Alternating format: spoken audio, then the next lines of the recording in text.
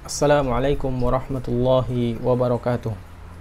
Alhamdulillah hamdan katsiran thayyiban barakan fih kama yuhibbu rabbuna wa yardah.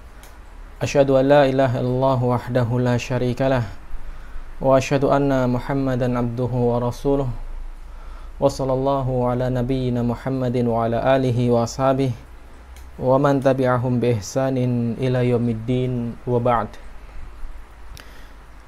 Saudara-saudara sekalian, alhamdulillah segala puji syukur bagi Allah Subhanahu wa taala yang masih memberikan kesempatan kepada kita untuk belajar di rumah dalam kondisi wabah seperti ini, dan ini tidak menghalangi kita untuk senantiasa terus menuntut ilmu syar'i sebagaimana Rasulullah sallallahu alaihi wasallam bersabda, "Thalabul ilmi faridatun ala kulli muslim."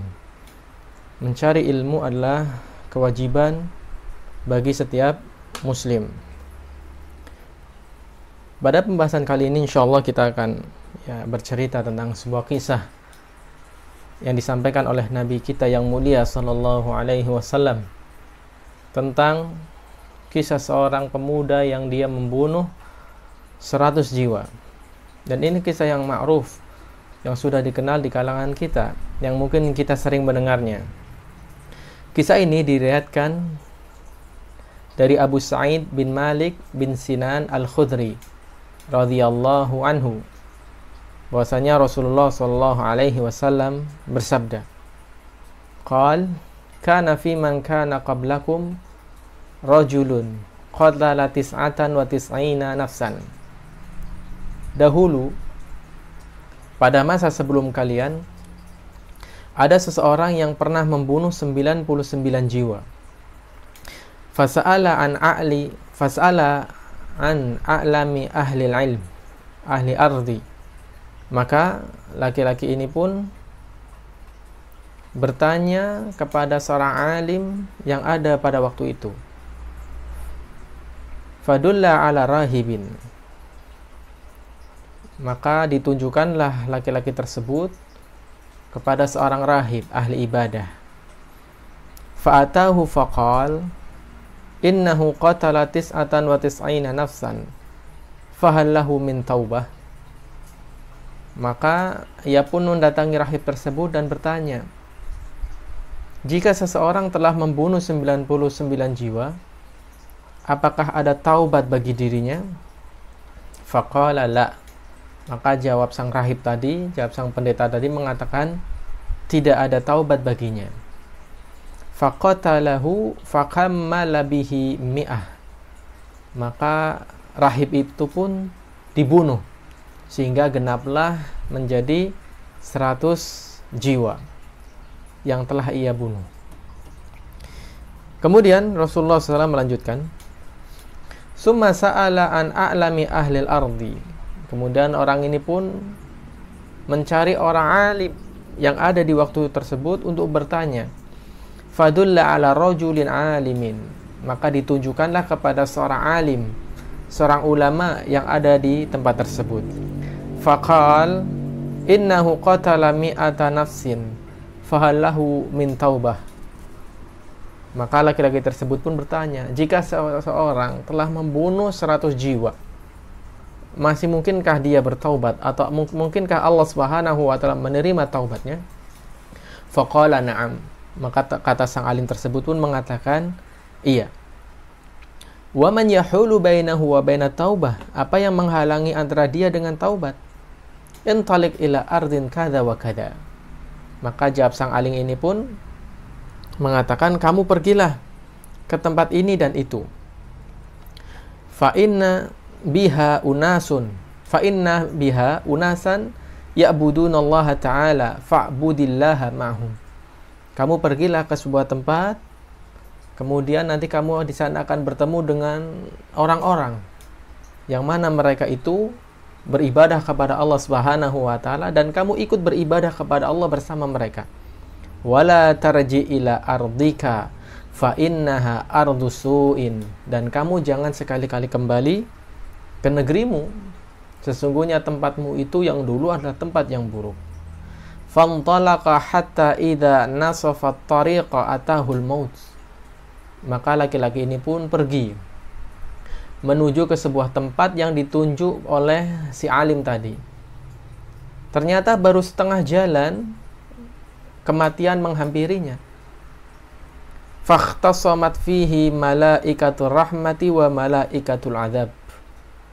Maka kematian si pemuda ini menyebabkan perselisihan antara malaikat rahmat dan malaikat azab. Faqalat malaikatur rahmah. Maka malaikat rahmat pun berkata, Ja'a taiban muqbilan biqalbihi ilallahi ta'ala. Laki-laki ini harus ikut saya. Ya, karena laki-laki ini datang kepada Allah dalam keadaan bertobat. Hatinya itu menyerahkan diri kepada Allah Subhanahu wa taala. Kata malaikat rahmat. Faqalat malaikatul adzab. Namun malaikat azab mengatakan, innahu lam ya'mal khairan qat. Enggak, orang ini harus disiksa. Karena orang ini tidak beramal sedikit pun. Fa'atahum malakun fi surati adami faja'aluhu bainahum ay hakaman. Maka ketika malaikat rahmat dan malaikat azab berselisih, Allah Subhanahu wa taala mengutus seorang malaikat dalam sosok manusia. Ya, dalam sosok manusia sebagai hakim di antara keduanya. Faqal qisu ma bainal ardaini fa ila ayyatahuma kana adna fahuwa lahu.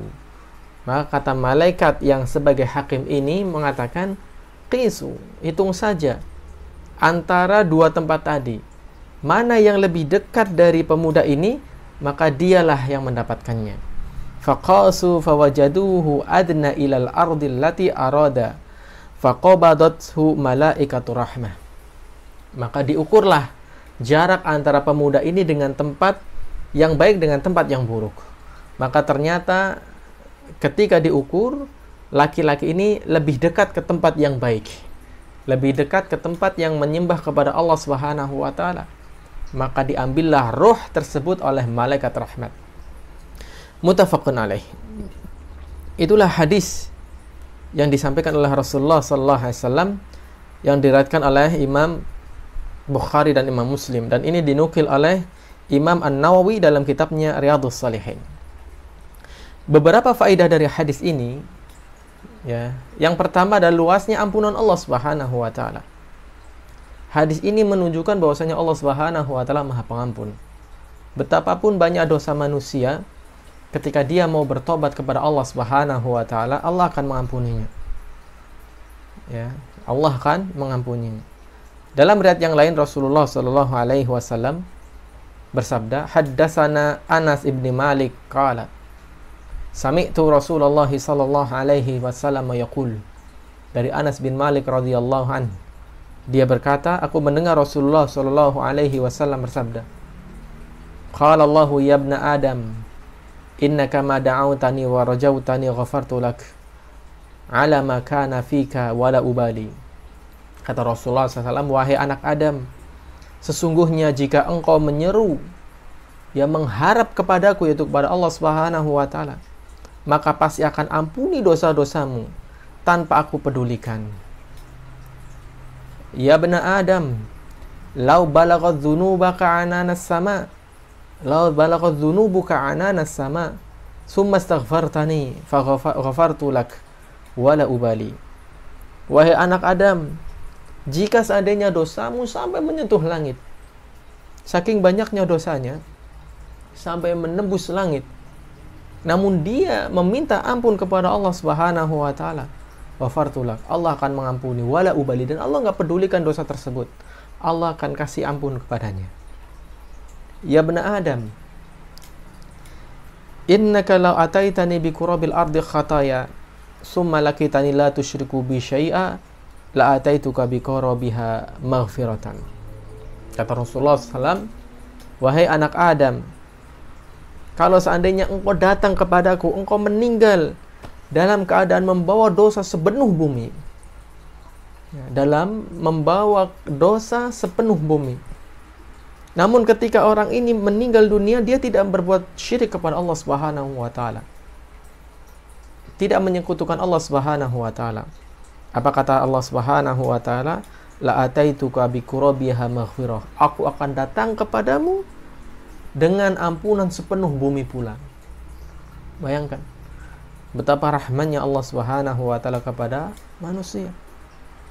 Ketika manusia datang kepada Allah Subhanahu wa taala dengan berbagai macam dosa, selama bukan dosa kekufuran dan dosa kesyirikan, Allah ampuni.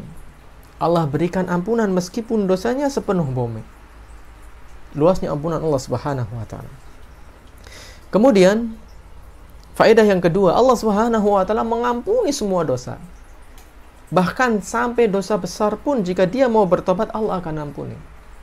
Seperti pemuda ini membunuh, ya, man qatala nafsan muta'ammidan fajazauhu jahannam. Kata Allah Subhanahu wa taala, barang siapa yang membunuh satu jiwa, maka balasannya neraka jahanam bagi dia.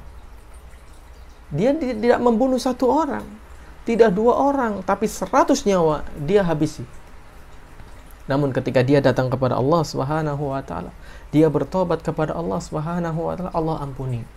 Allah Subhanahu wa taala berfirman, "Qul ya ibadiyalladzina asrafu ala anfusihim la taqnatu min rahmatillah. Innallaha yaghfirudz dzunuba jami'a. Innahu huwal ghafurur rahim."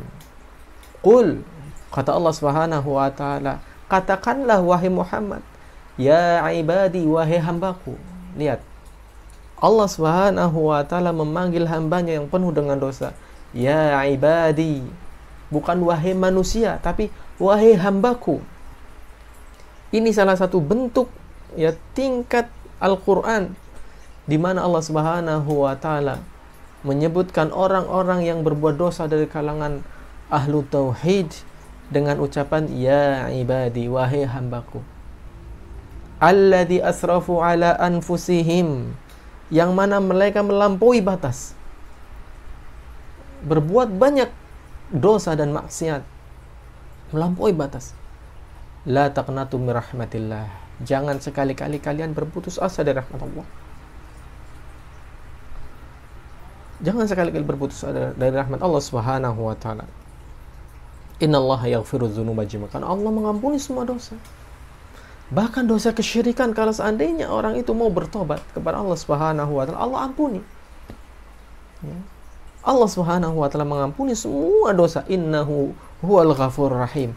Dan Allah Subhanahu wa taala Maha Pengampun lagi Maha Penyayang. Ayat ini menunjukkan bahwasanya Allah Maha Pengampun. Bahkan semua dosa Allah ampuni apabila dia mau bertobat kepada Allah Subhanahu wa taala. Kemudian faedah yang ketiga adalah janganlah kita berputus asa dari rahmat Allah. Terkadang di antara kita ketika kita melakukan sebuah dosa, melakukan sebuah kesalahan, lantas dia putus asa, saya sudah berdosa, mungkin Allah Subhanahu wa taala mengampuni, akhirnya dia terus di atas dosanya. Ya. Janganlah seperti itu. Seorang muslim harus dia teguh pendirian bahwasanya Allah Subhanahu wa taala Maha Pengampun. Meskipun dosanya banyak, ketika dia datang kepada Allah, Allah akan ampuni. Kemudian yang keempat adalah seseorang yang dia melakukan dosa, berapa kali pun dosanya, berulang kali pun dosanya, kalau dia mau bertobat kepada Allah Subhanahu wa taala, Allah akan ampuni. Intinya bertobatlah kepada Allah Subhanahu wa taala, karena Allah Subhanahu wa taala akan mengampuni semua dosa. Bahkan dikatakan oleh Imam An-Nawawi rahimahullah, seandainya seseorang berulang kali melakukan dosa hingga 100 kali, hingga 1000 kali, atau bahkan lebih, lalu ia bertobat kepada Allah, setiap kali melakukan dosa dia bertobat pada Allah, setiap kali dia berbuat dosa dia bertobat pada Allah, maka pasti Allah akan mengampuninya. Dan Allah akan menerima taubatnya setiap kali dia bertobat. Dosa-dosanya pun akan berguguran.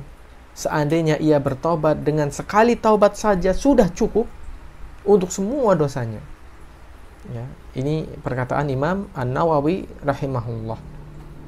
Kemudian di antara faedah yang lain adalah ketika seseorang itu bertaubat, maka dia berusaha untuk hijrah. Seperti pemuda ini, ya. Kata seorang alim memberikan solusi, "Intalik ila ardi kada wa kada." Hendaklah engkau pergi ke tempat ini dan ini, ditujukan oleh seorang alim. Kenapa? Karena negeri yang dituju itu banyak orang saleh. Unasan ya'budunallah fa'budillah ma'hum.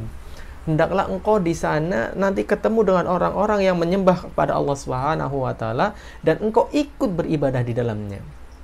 Jadi hijrah dari tempat yang buruk ke tempat yang baik. Karena lingkungan baik itu mempengaruhi seseorang.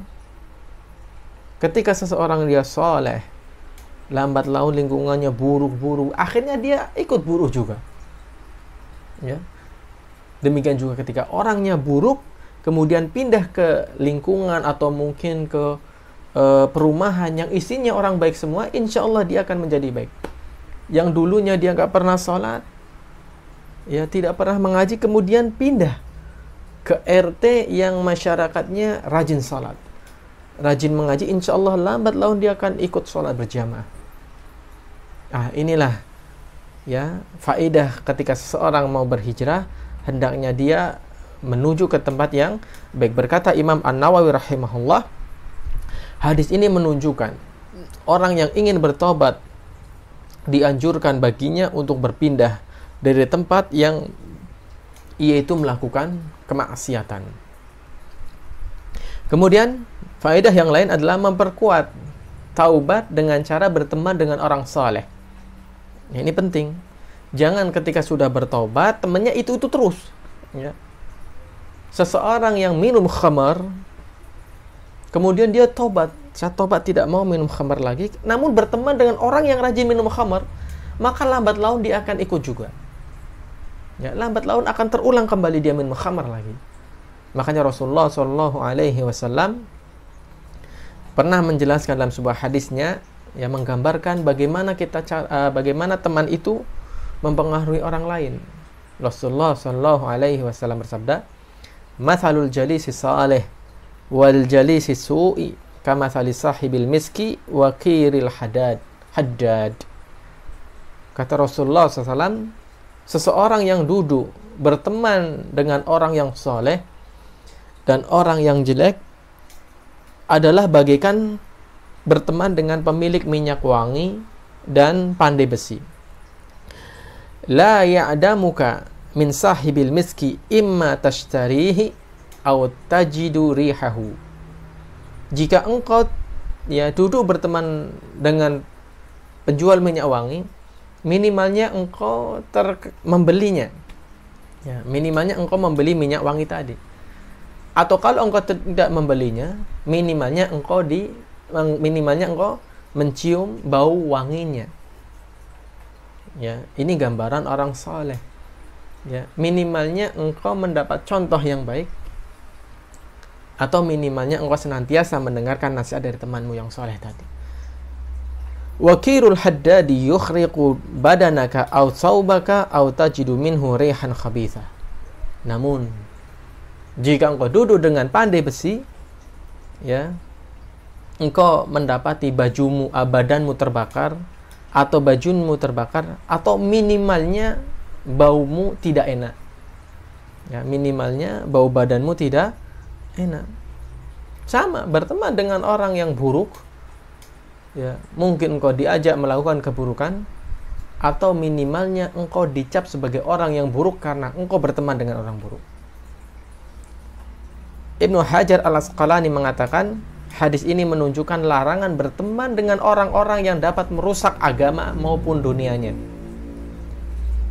Jadi jika kita memiliki teman yang karakternya ya mungkin merusak agama kita, merusak akidah kita, atau bahkan mungkin merusak dunia kita, maka kata Ibnu Hajar dilarang berteman dengan orang seperti itu.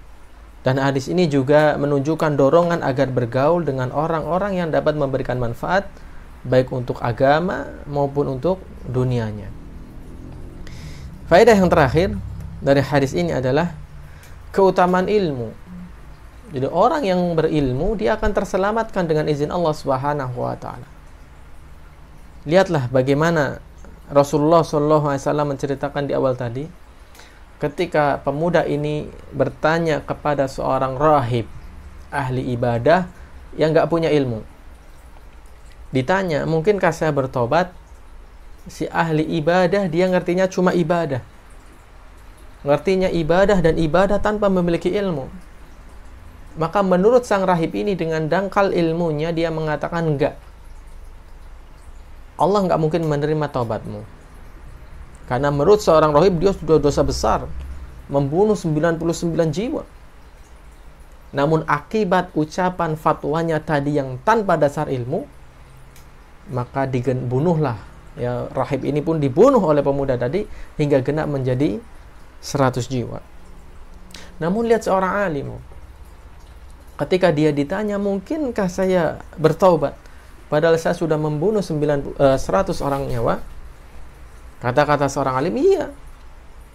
Man yahulu bainaka wa baina taubah, apa yang menghalangi engkau dari taubat dengan Allah? Ya, kata seorang alim ini menjawab dengan ilmunya, dia berfatwa dengan ilmunya, tidak sembarangan.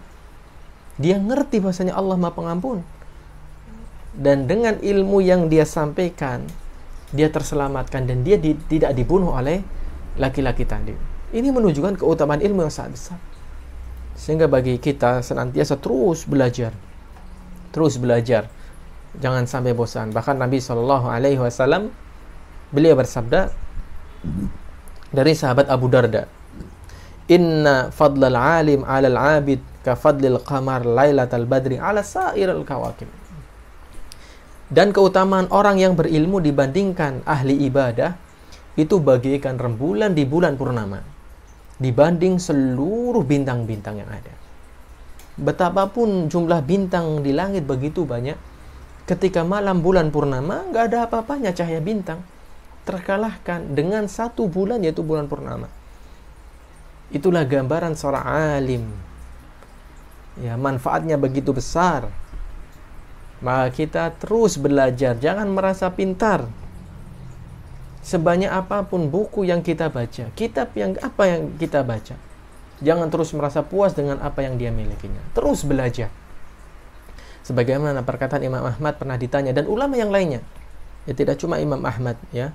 Pernah ditanya, sampai kapan engkau belajar wahai imam? Maka jawab sang imam mengatakan, minal mahdi ilal lahdi, dari gendongan ibu sampai meninggal dunia. Artinya apa? Terus belajar tanpa ada batas waktu. Bahkan ulama-ulama salaf zaman dahulu, banyak di antara mereka yang dia belajar ketika usia tua, 40 tahun baru belajar. Bahkan ada mungkin di antara mereka 60 tahun. Abul Hasan Al-Asy'ari, ya, beliau memasuki manhaj salaf, akidah yang benar, setelah lepas 20 tahun dari akidah dan pemikiran Mu'tazilah. Kurang lebih 20 tahun beliau bercokol di mazhab Mu'tazilah. Bahkan tidak cuma Mu'tazilah, ya, Maturidiyah, Khulabiyah dan Asy'ariyah. Namun beliau bertobat kepada Allah. Di usianya dia mendalami manhaj salaf yang benar. Tidak menghalangi beliau dengan usia yang lanjut. Artinya kita sebagai seorang muslim hendaknya terus belajar, mencari ilmu yang bermanfaat, dan selayaknya kita berdoa kepada Allah Subhanahu wa taala setelah selepas salat subuh atau setelah salat 5 waktu. Ya, Rasulullah SAW mengajarkan, Rabbi zidni ilma, ya Allah tambahkanlah kepadaku ilmu. Jadi terus minta tambahan ilmu kepada Allah Subhanahu wa taala agar Allah Subhanahu wa taala menjadikan ilmu tersebut bermanfaat bagi kita. Dan ketika sudah memiliki ilmu, diamalkan. Diamalkan. Kalau sudah diamalkan, diajarkan kepada teman-temannya. Mengajar ini tentu melihat kapasitas dirinya. Ya, ada namanya mengajarkan, ada yang namanya dakwah. Kalau sebatas mengajarkan silahkan kepada temannya, ya, kepada sanak saudara. Tapi kalau untuk dakwah untuk masyarakat luas, ini tidak sembarangan orang, ya. Ada koridor-koridor, ada batasan-batasan yang harus dia penuhi karena cakupannya luas. Wallahu taala a'lam bissawab. Subhanakallahumma bihamdik, asyhadu an la ilaha anta astaghfiruka wa atubu ilaik.